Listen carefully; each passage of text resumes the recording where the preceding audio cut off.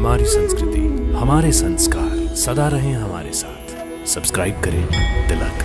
भक्तराज, बड़े आनंद विभोर दिखाई देते हो। आप तो सर्वज्ञ हैं, सब कुछ जानते हैं कि आजकल मैं मृत्यु लोक में ही रहता हूं। वहां इन दिनों स्वयं भगवान श्री कृष्ण बाल रूप में विराज रहे हैं।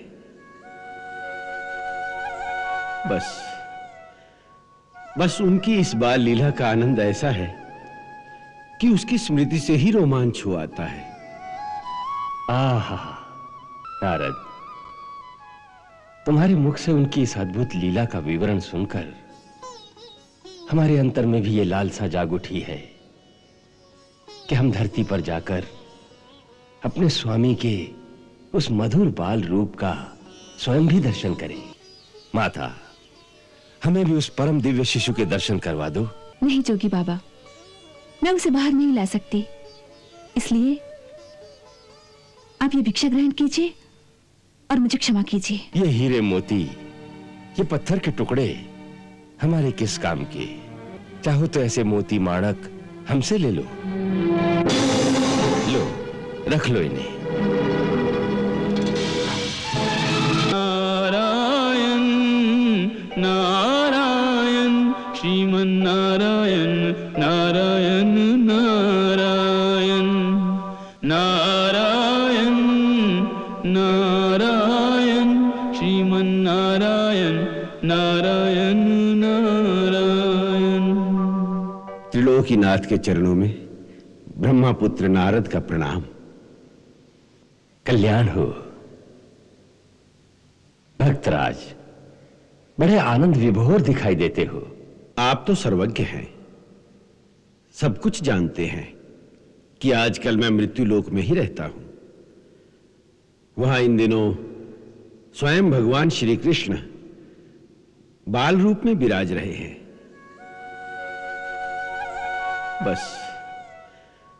बस उनकी इस बाल लीला का आनंद ऐसा है कि उसकी स्मृति से ही रोमांच हो आता है।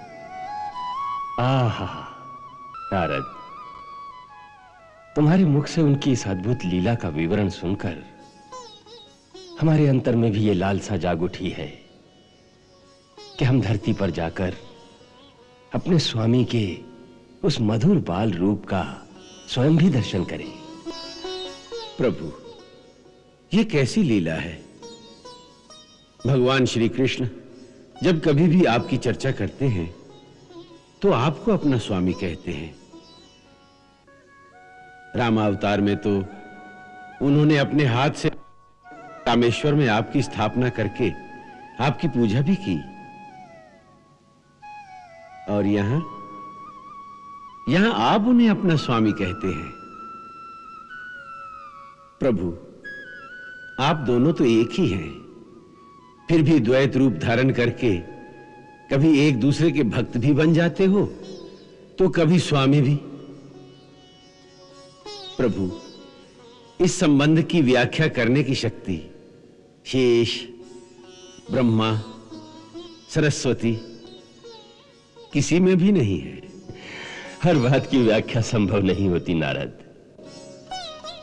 प्रत्येक कल्प में जब जब वो ये अवतार धारण करते हैं तो हम उनके इस बाल रूप का दर्शन करने अवश्य जाते हैं, क्योंकि इस रूप में उनके दर्शन और कभी नहीं हो सकते।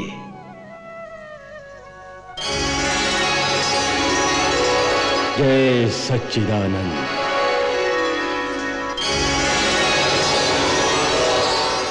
देवी योग माया, त्रिभुवनपति भगवान शंकर गोकुल पधार रहे हैं। जो आज्ञा स्वामी।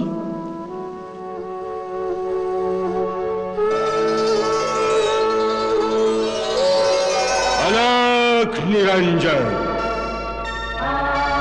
अलख निरंजन। कहां हो प्रभु? अलख निरंजन।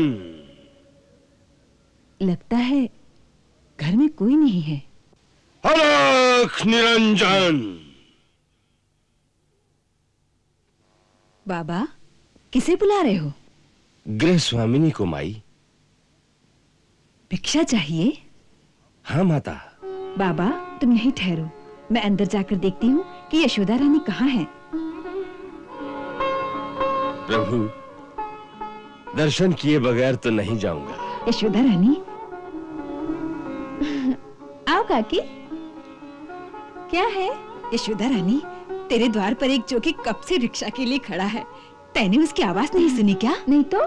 अरे जल्दी से उसे भिक्षा दे दे, कोई बड़ा महात्मा लगता है। अच्छा, जरा लल्ला का ध्यान रखना, मैं आई। प्रभु, दर्शन देने में इतना संकोच। धन्य भाग जो आप स्वयं अपने सेवक के घर पधारे। सेवक का प्रणाम स्वीकार करें। कौन सेवक है, कौन प्रभु, इसके निर्णय का यह समय नहीं है। आप तो हमें अपना परम भक्त जानकर अपने बाल रूप के दर्शन करा दीजिए बस। बाल रूप तो इस समय माता यशोदा के पास गिरवी रखा है, उन्हीं से मांगना पड़ेगा।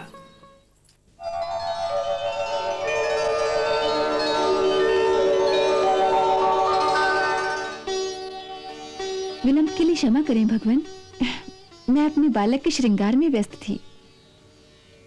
धन्य हो तुम, जिसे ऐसे दिव्य बालक की सेवा का सौभाग्य प्राप्त है। माता, हमें भी उस परम दिव्य शिशु के दर्शन करवा दो। नहीं जोगी बाबा, मैं उसे बाहर नहीं ला सकती, इसलिए आप ये भिक्षा ग्रहण कीजिए और मुझे क्षमा कीजिए।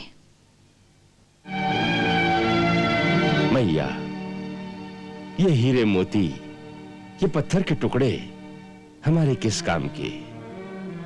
हमें इनका लोभ नहीं। चाहो तो ऐसे मोती माणक हमसे ले लो। लो, रख लो इन्हें।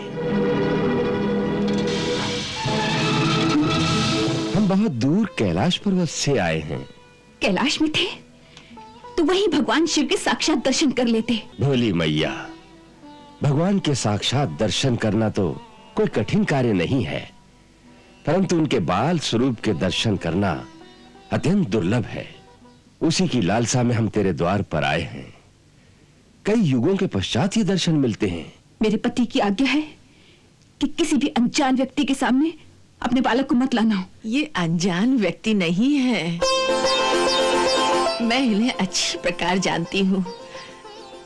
मैंने कहा था ना कि गोकुल में आने से पहले मैं काशी में रहती थी, वहीं इनके दर्शन किए थे। शक्तिपति है, शक्तिपति है, हे प्रभु, शक्तिपति है। यशोदा रानी, इन्हें लल्ला के दर्शन करा दे। इनका आशीर्वाद पाकर तेरा लल्ला भी बड़ा प्रसन्न हो जाएगा। पूरनमासी बुआ, क्या तुम सच कह रही हो? अरे ये तो तेरा सौभाग्य है जो तेरे लल्ला का प्रेम इन्हें तेरे द्वार पर ले आया। जा बेटी। हाँ, जाओ यशोदा।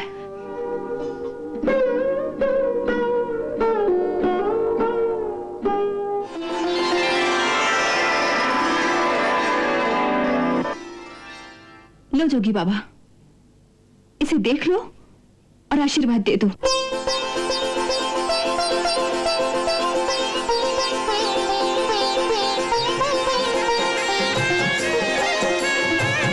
भैया, आज्ञा हो तो एक बार इनके चरणों पर अपना मस्तक रख दूं? नहीं नहीं, मैं इसे छूने नहीं दूंगी। पहले अपनी चरण रज तो दीजिए।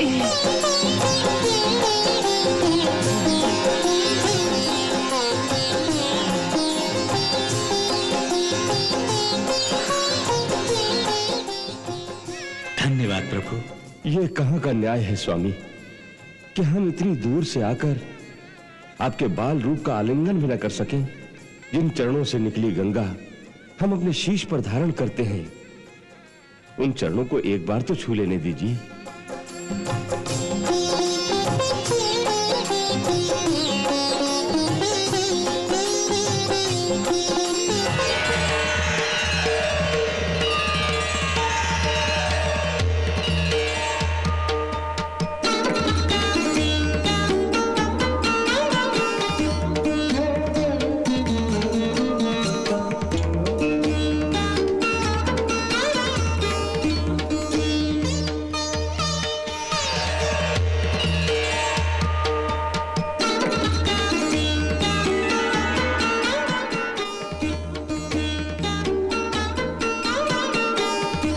जुग जिए तेरा लाल मैया, जुग जुग जिए। मेरे नैना भये हैं निहाल, निरख मुख लाल का। प्यासे नैना भये हैं निहाल, निरख मुख लाल का। हरी मैया निरख मुख लाल का। जोगी बाबा, अपनी भिक्षा तो लेते जाइए। रख ले हीरे मोती तेरे, ये पत्थर किस काम के मेरे। जोगी हो गया माला माल, निरख मुख लाल का। मैं तो हो गया माला माल, निरख मुख लाल का। ओ मैया निरख मुख लाल का।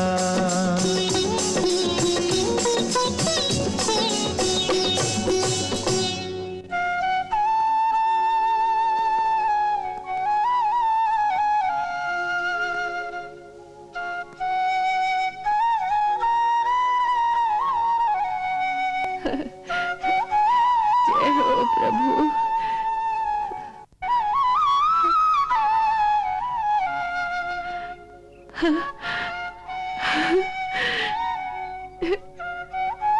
जय हो प्रभु, तुम्हारी लीला अपार है प्रभु।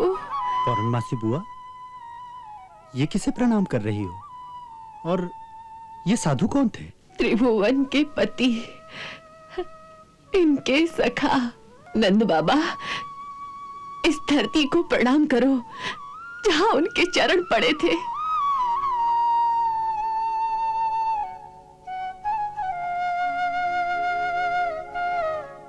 ये तो सचमुच कोई देवता थे। तू कौन है रे? तुझे मिलने कभी राक्षस आते हैं, कभी देवता। बोलना, तू कौन है?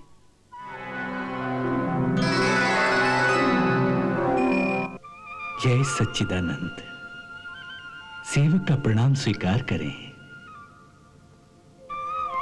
ऐसी विनम्रता, आज क्या बात है नाथ? भगवान शिव हमारे कारण नंगे पांव धरती पर गए। हमसे मिलने के लिए ये ऐसा ऋण है राधे, जिसे हम कभी नहीं चुका सकते, क्योंकि धरती पर उनका बाल रूप में कभी जन्म नहीं होता।